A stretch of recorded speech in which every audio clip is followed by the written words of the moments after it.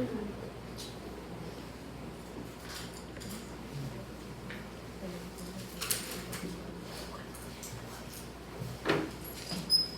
doctores.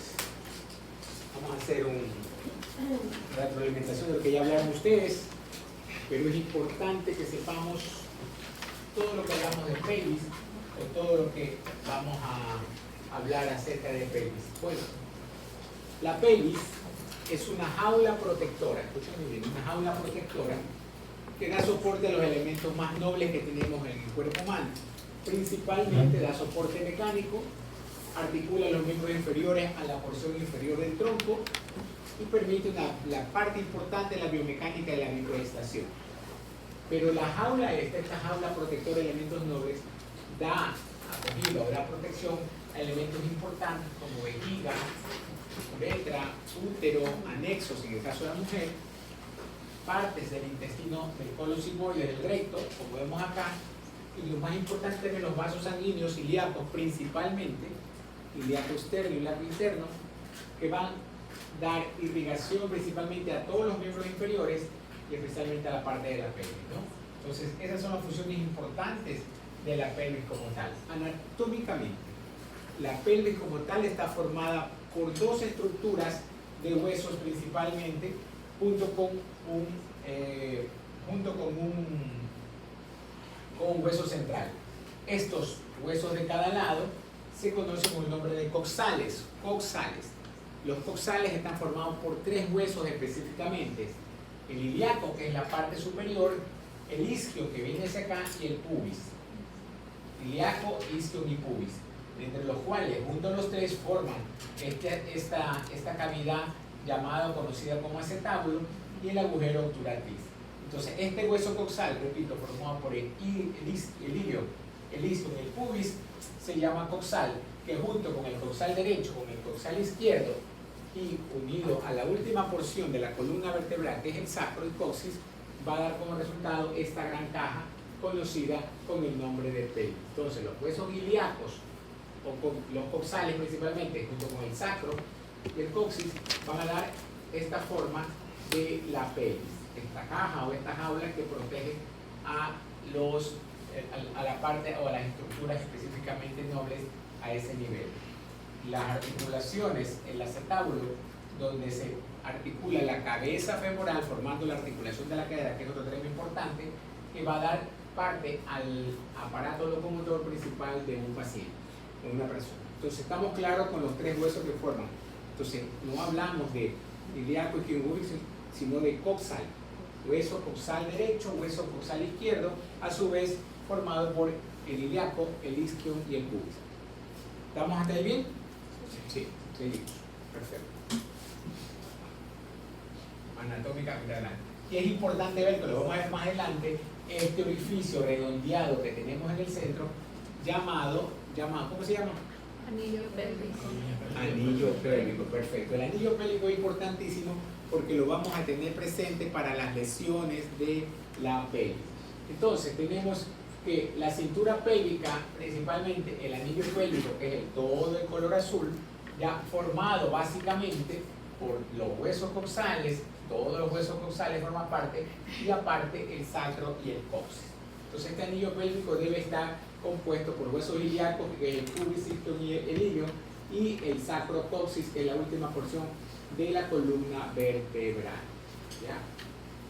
Entonces, recordemos que esta cintura, a este nivel, el acetábulo junto con la cabeza del fémur, forma una estructura importante llamada coxofemoral, que es muy parecida a la que vimos en cintura escapular, en la cavidad glenohumeral, cuando vimos hombro en el primer parcial, que tiene que ver básicamente con la articulación coxofemoral, aunque esta el acetábulo es mucho más profunda. Recordemos que la cavidad glenoidea del omóplato era mucho menos profunda y se podía luxar fácilmente. En cambio, acá es muy profunda y la cabeza femoral entra perfectamente y está mucho más sujeta, y es mucho más difícil, no imposible, que se produzca una luxación de la cadera o de la cabeza femoral con relación al acetábulo. Ya hablaron de la diferencia de la pelvis femenina, masculina, no lo voy a aumentar, solamente decir que vean ustedes claramente cómo es una pelvis femenina, obviamente mucho más ancha su anillo pélvico para esa gran función que tiene la mujer de ser madre. Entonces debe de tener presente que esa es la forma más ancha, lo que dicen, tiene cadera más ancha.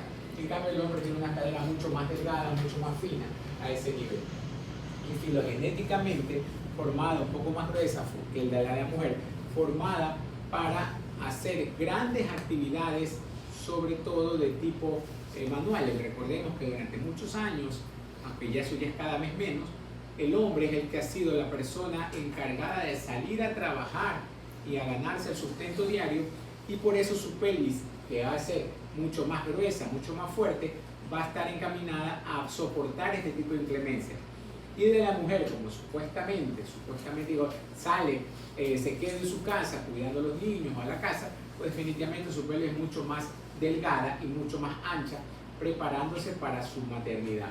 En la actualidad, la pelvis de la mujer ya está casi similar filogenéticamente a lo que era antes, ya no es tan delgada, es mucho más gruesa, porque en la actualidad hay mujeres que hacen trabajos manuales como los hombres, manejan vehículos pesados, hacen actividades de albañilería, hacen actividades de todo tipo y a veces hasta mejor que los hombres y con tacos.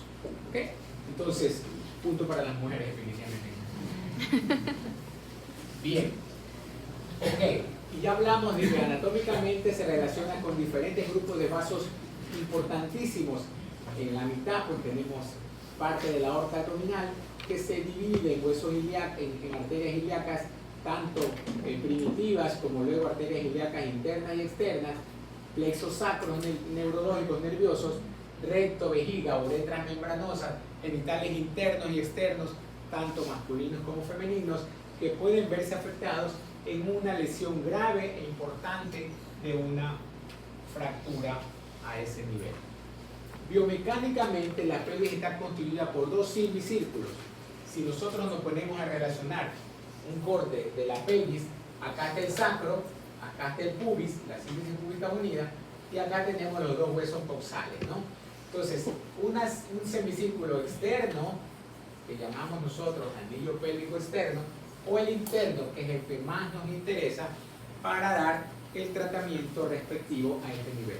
Si el anillo o todos estos dos anillos se rompen en alguna parte, va a haber una inestabilidad, una lesión, y entonces tenemos que tener presente que esa inestabilidad va a dar como resultado alteraciones biomecánicas de la forma como un paciente pueda caminar en un futuro.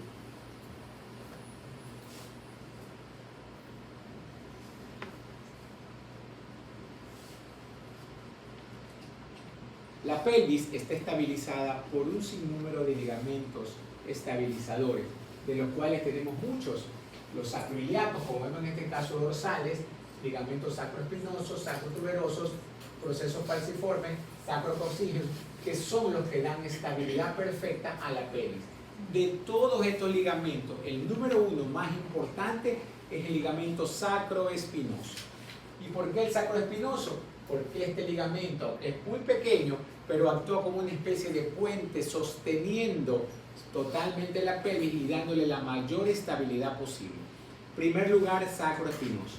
Los segundos más importantes son los ligamentos sacroiliacos, tanto dorsales como anteriores o ventrales. Entonces, cuando hablamos y cuando les pregunte cuáles son los ligamentos que dan mejor estabilidad o el más importante, me responden el sacroespinoso en primer lugar y en segundo lugar los sacroiliacos posteriores principalmente. ¿Sí? Ok.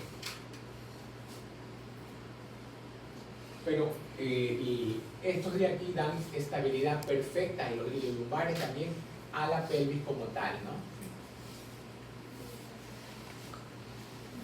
Ok. ¿Cómo se fractura una pelvis? No se fractura de la noche a la mañana. Es muy raro que solamente alguien caminando se caiga y se fracture una pelvis, a no ser que sea un paciente mayor, osteoporótico o algo así. Pero la mayoría de efectos o la mayoría de fracturas o lesiones de la pelvis son por accidentes o traumas de alta energía. ¿Qué significa alta energía? Hablamos de que alta energía es un accidente de tránsito, alguien que vaya por la calle como peatón y un vehículo en movimiento lo impacte a nivel de su pelvis y lo fracture, primer lugar. Segundo lugar, caídas de altura grandes, por ejemplo, este trabajador que está haciendo su trabajo y cae de su escalera. Y también accidentes de tránsito cuando el paciente va manejando y tiene un accidente importante. Entonces, accidentes de tránsito, atropellamiento, motociclistas, se han visto que hay videos cuando un motociclista sale volando la persona después de un accidente, paciente proyectado fuera del vehículo, accidentes de trabajo, caídas de altura, derrumbes, maquinaria pesada, te cae encima algún tipo de derrumbe y también te provoca lesiones graves en tu pelvis. Entonces, la causa más importante más comunes de complicaciones y muerte de un paciente politraumatizado son este tipo de traumatismo. Felizmente son bajas la incidencia de una fractura de pelvis, son del 1 al 3% de todas las fracturas del cuerpo humano. Están entre las menos frecuentes, pero son las más graves que pueden dar como resultado algún tipo de lesión importante, ¿no? Se pueden asociar a otro tipo de lesiones, principalmente traumatismos encefalocranianos, otras fracturas, traumatismos urológicos, lesión del plexo lumbosacro y politraumatizado en general. Los traumatismos de pelvis cerrados tienen una mortalidad del 10 al 20% y los abiertos hasta del 50 y más por ciento. Aquí tenemos una lesión de pelvis importante donde vemos una disrupción de la sínfisis púbica a este nivel. El pubis se ha abierto totalmente y se ha desplazado, o sea, para que haya pasado el anillo fibroso que está aquí se ha roto y alguna de las articulaciones sacroiliacas debe haberse abierto, como ya vemos en este tipo de casos.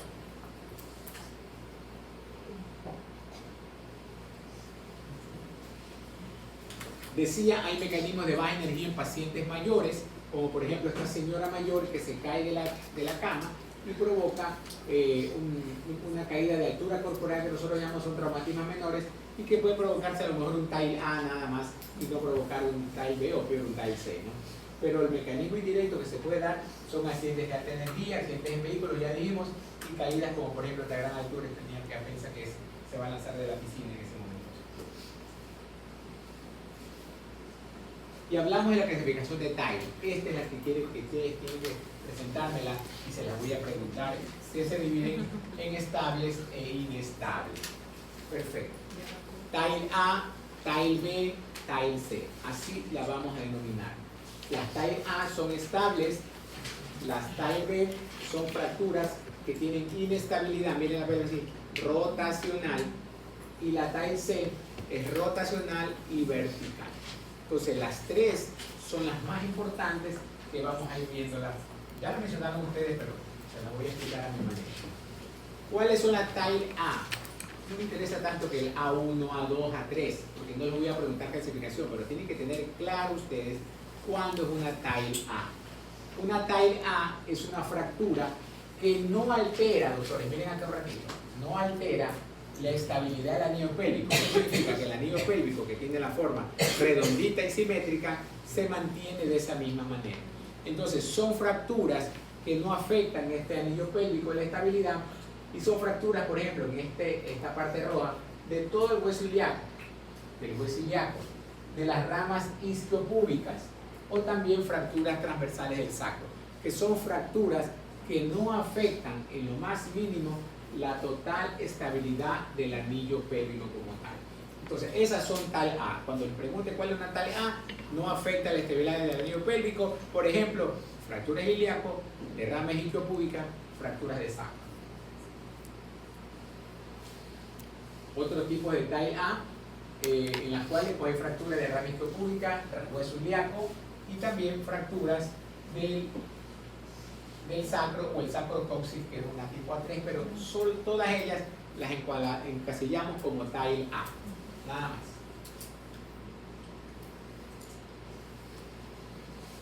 Cuando hablamos de los libros de las TAIL B, son aquellas conocidas como fracturas en libro abierto o libro cerrado.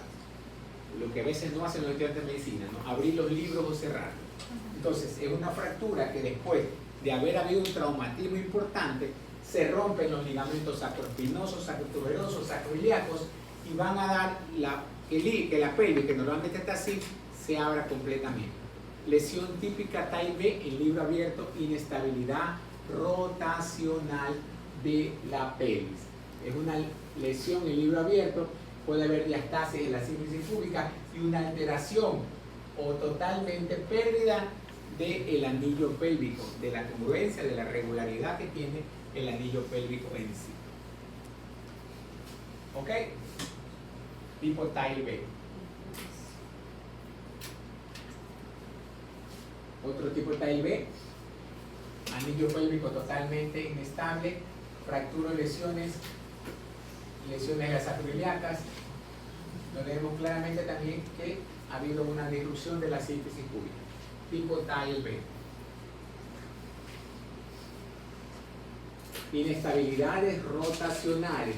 Y la vemos mejor aquí como una lesión radiológicamente acá, donde vemos que se ha abierto totalmente la sínfisis púbica, que las sacroiliacas a los dos niveles se han abierto, por ende se han roto los ligamentos sacroespinosos, sacrotuberosos, y hay una asimetría del anillo pélvico. ¿Sí la notan la diferencia, no? Asimetría total del anillo pélvico. Entonces, cuando ustedes le llega un paciente a la emergencia del hospital, cuando estén haciendo su internado en el próximo semestre, el próximo año, si es que pasan traumatología, por supuesto, van a verificar en una radiografía de control en un paciente politraumatizado o ha sido accidentado, y lo primero que tienen que ver ustedes, doctores, en pelvis, el anillo pélvico. Si es estable o no es inestable, si está simétrico o está asimétrico. Si está así, ya sabemos que puede haber lesión graves y serias, primero desde el punto de vista osteomuscular, pero también de dónde. Recuerden que es una jaula, ¿no? Entonces puede haber lesiones de uretra, de vejiga, de útero, uréteres, huesos iliacos, de las arterias ilíacas, venas ilíacas. Todo eso puede haberse lastimado, y tenemos que estar conscientes de que ese paciente es hipotéticamente grave. Recuerden cuando hablamos de politraumatizado, la hora de oro, que se les pregunté a algunos en el examen, pues la hora de oro, pues tenemos que tratar de estabilizar a ese paciente para salvar su vida. Entonces tenemos que, y lo sabemos, que tenemos que estar preparados para eso, porque al mismo tiempo tenemos que tener presente que puede ser cualquier paciente, pero puede ser hasta un familiar de nosotros que tenemos que actuar y estar preparados para hacerlo. Ok. Inestabilidad o asimetría del anillo pélvico. Y las más graves, que son las TAI C, son aquellas que, aparte de tener la lesión en libro abierto o libro cerrado, también tienen inestabilidad vertical. ¿Ya? Entonces tiene inestabilidad rotacional como las tipo 2, y es una TAI C, inestabilidad vertical. Entonces son la C1, bueno, C, como vemos aquí, C abierta totalmente, inestabilidad rotacional, miren cómo se va por encima del nivel, inestabilidad vertical de ambas estructuras. Y hay, al haber una inestabilidad tal, el libro abierto de la pelvis se abre, cierra y se va hacia arriba y abajo en una asimetría vertical, ¿no? Tanto rotacional como vertical, o sea, lo que llamamos inestabilidad rotacional y vertical. Tipo C. Obviamente en este tipo de casos también se lastima o se daña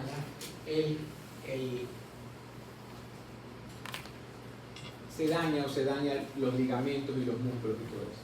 Ya lo mencionaron los signos: signo de Ehrlich Turner, signo de Ehrlich, signo de Testop, equimosis perineal, signos de hemorragia, y ya lo mencionaron el signo de Roth, que también lo vamos a ver en fracturas de cadera, en el cual consiste en el acortamiento del miembro afecto y rotación externa muchas veces de la pierna afecta. Si ven cómo está acortado la pierna derecha, acortamiento y rotación externa de esa pie hacia abajo. También lo vamos, no es patoneumónico de pelvis, también lo vamos a ver en cadera.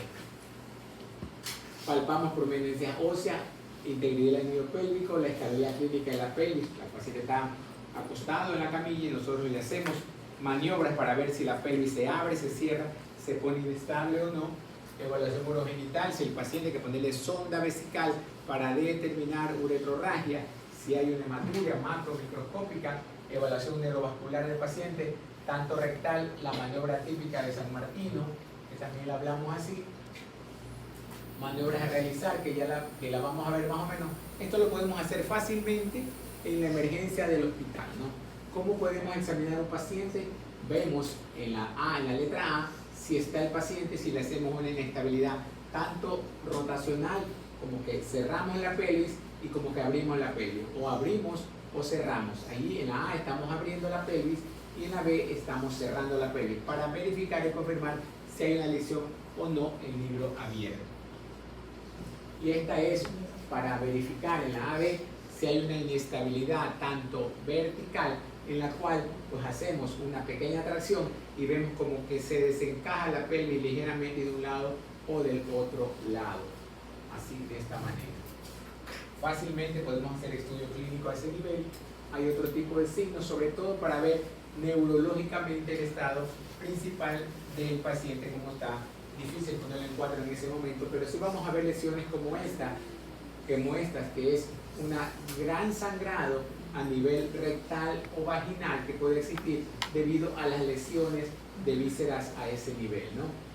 Verificar si hay sangrado. Ya sabemos que hay un sangrado transvaginal, tenemos que pensar básicamente en una lesión a ese nivel de vagina, o también si es rectal, pues tenemos que pensar en un sangrado a nivel rectal por la última porción del colon sigmoide, ¿no? Tenemos que palpar en una maniobra de San Martino si vemos el tono disminuido o no hay tono a nivel del esfínter anal. Normalmente debería existir un tono donde no permita fácilmente la introducción del dedo y ver si hay un sangrado importante, a pesar que en este caso es tan obvio que ya lo podemos palpar, pero a veces uno hace un tacto rectal para ver prominencias óseas internas y toca a nivel del intestino o del recto, toca como salientes o espículas de hueso. Entonces ya de ahí ya tenemos una idea que hay una lesión grave también a nivel óseo a ese nivel. Espículas óseas o contornos óseos. Evaluación urogenital, uretrorragia, rectorragia que pueden existir principalmente a ese nivel, pensando en una ruptura también de la vejiga o también de las uretras, tanto uretra peniana como la uretra vaginal a ese nivel, que pueden existir lesiones graves y serias también. Neurovascular, haciéndole lesiones o evaluaciones neurológicas.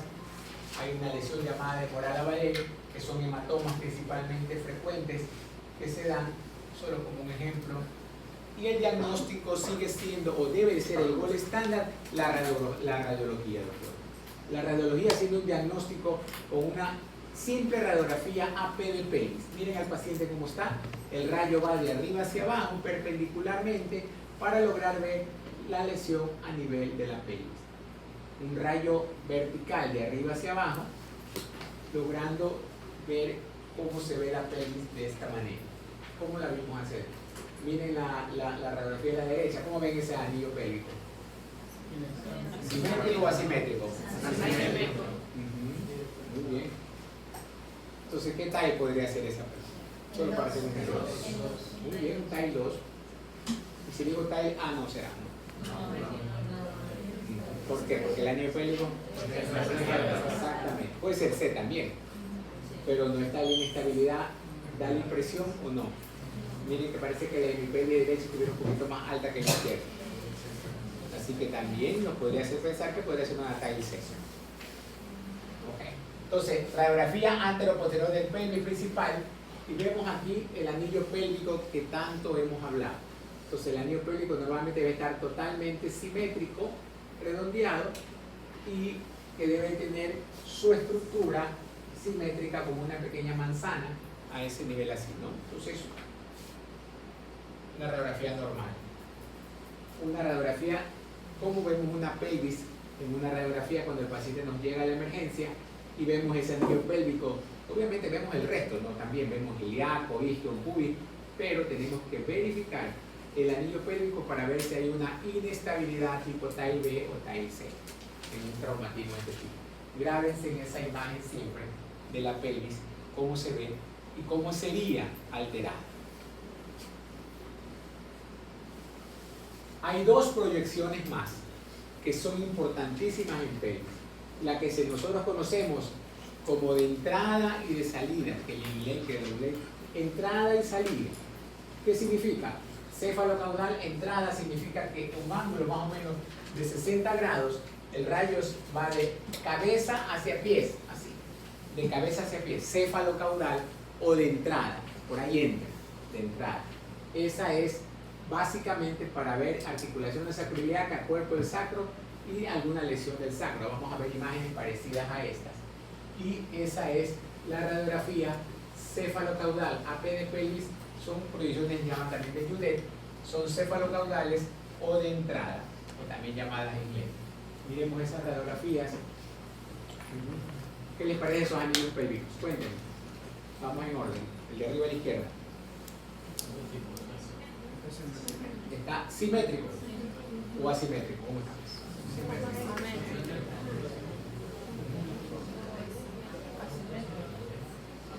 ¿Quién da más? Se ve claramente una fractura de la ilíaca, ¿no? Podría ser una TAI A, podría ser. Pero si nos damos cuenta, parecería que no era TAI A por eso. Veamos la de acá. Porque está diferente. Mira la sífilis tuya cómo está. Para que haya esto significa que la sacroiliaca, tanto derecha como izquierda, esté desplazada, más que seguro la izquierda que está aquí desplazada y se dio hacia arriba. ¿Es una TAI? ¿Cuál sería? Sí. Inestabilidad vertical, perfecto. Muy bien. Y la otra proyección es la también conocida como de salida, o también llamada caudal cefálica, 60 grados en cambio el rayo desde los pies hasta la cabeza, como vemos acá. Son para evaluar principalmente el sacro, agujeros foraminales y todo eso. Esto es importante tener presente para las tres tipos de proyecciones. Tenemos la antero-posterior de pelvis, tenemos la de entrada y tenemos la de salida, que son las típicas proyecciones de Judet, que son las que les voy a preguntar. ¿Listo? Miren acá, son las de salida o outlet, o son las de caudal cefálica. Miren como el anillo pélvico se le ve totalmente diferente por la proyección, pero lo alcanzamos a ver si está simétrico o no. Miren acá la asimetría que existe, son probablemente una lesión del tipo Natai C. Miren la sacroiliaca como está totalmente abierta a ese. Tomográficamente a veces también hacemos estudios porque tenemos que verificar que pueden haber, aparte de las inestabilidades, fracturas añadidas. Por ejemplo, aquí vemos el murcielaguito en el corte, se ve claramente la articulación sacroiliaca de un lado, de la izquierda y la derecha, donde hay una fractura de la ilíaca justo en la articulación sacroiliaca del lado derecho. Y en el centro, lo que nosotros llamamos los ojitos del murciélago, la nariz o la boquita del murciélago, pues se corresponde básicamente al hueso sacro. Tomográficamente también podemos ver esa parte, y si hacemos una tomografía también en 3D, vamos a verificar cómo está la estructura o la disposición a nivel de las lesiones de algún otro tipo de estructuras, ¿no? Aquí vemos fractura de la ilíaca, parecería que hay una diastasis también de la sacroiliaca del lado izquierdo, pero nos da una información importante. Hay una fractura de la sínfisis del ala isquiopúbica a este nivel, miren aquí, que podría ser simplemente una fractura TAI A sin inconveniente.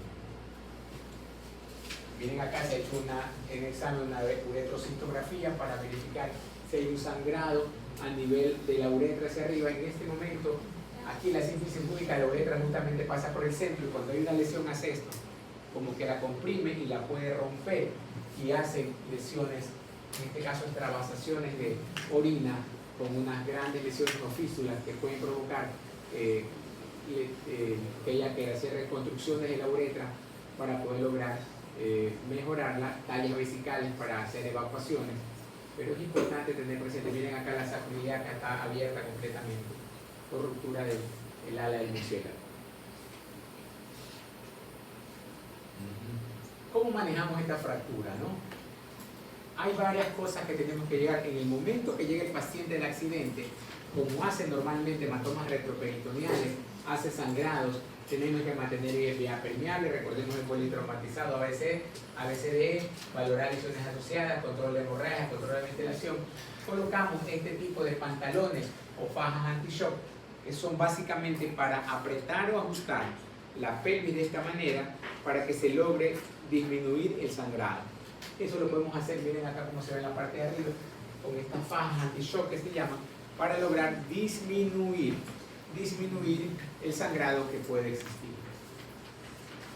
El objetivo de esto de aquí es evitar muerte temprana, el shock hemorrágico y también al mismo tiempo tratar, hacer una hemostasia para tratar de manejar algún otro tipo de lesión que haya. Recuerden que la mayoría son pacientes politraumatizados. Entonces, miren acá hematomas a este nivel, tratando de verificar inestabilidades. Adiós. Y los principios principalmente de ATLS, que tenemos que revisar todo, en fracturas estables, inestables, fijación interna, esto vemos. Una de las principales lesiones que vemos cuando hay una diastasis de la sínfisis púbica y sobre todo sacroiliaca o ruptura de los ligamentos es que la pelvis esté inestable, horizontal o verticalmente. ¿Y qué tenemos que hacer? Por lógica, estabilizarla nuevamente. Y para estabilizarla se colocan estos tutores llamados tutores de Ganz, tutores de Browner. El que más utilizamos es el de arriba, que es el tutor de Ganz, que no es otra cosa que un compás abierto con dos pequeñas clavos, llamémoslo así, o tornillos que van a ponerse a cada lado de las sacroiliacas y se logra con el tornillo que va gradualmente ajustándose, se va cerrando completamente, logrando completar la hemostasia. Como vemos acá también, este clan logra este tornillo que se hace incisión a nivel de la piel, por supuesto, se llega al hueso por cada lado, se lo coloca y en el centro con ayuda de rayos X vamos viendo y vamos ajustándolo hasta que la pelvis la vamos cerrando y logramos cerrar la articulación sacroiliaca para evitar el sangrado que existe, que está que llora ese nivel.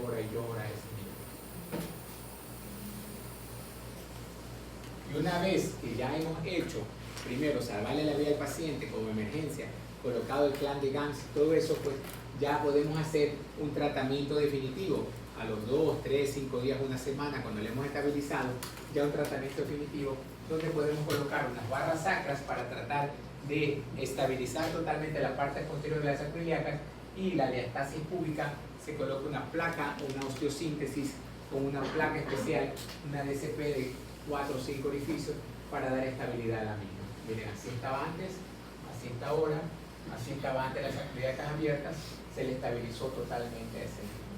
Entonces se colocan unas barras transiliacas o barras sacras también en ese nivel, tratando de dar estabilidad. Aquí vemos la técnica como más o menos una incisión tipo Feinstein, como que vamos a hacer una cesárea, y llegamos cerrando con la pinza la sínfisis púbica y se coloca la placa con tornillos para dar estabilidad a la misma.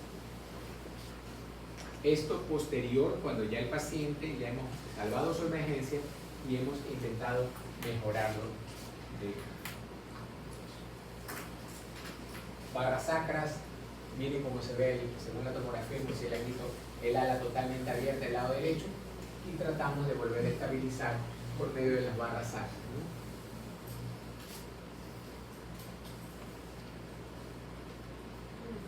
Después de eso se hace rehabilitación de los pacientes.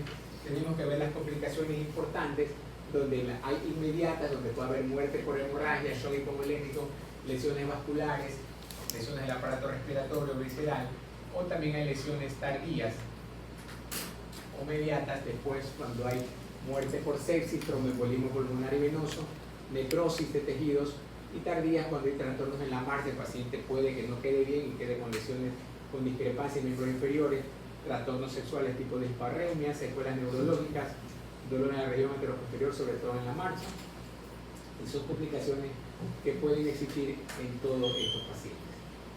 ¿Alguna pregunta, alguna duda de todo lo que hemos hablado? Estamos claros de lo que está ahí A, B y C, ¿no? ¿Sí?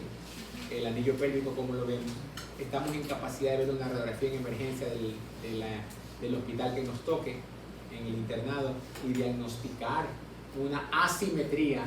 No quiero que me diagnostiquen ni que opere, pero sí que diagnostiquen que hay una inestabilidad o una alteración del anillo pélvico y por ende puede haber un type B o C. ¿Correcto, no? Sí podemos hacerlo ya, ¿no? Vale la pena, ¿no? Sí. Perfecto. Ok. ¿Qué tiene que hablar de cadena?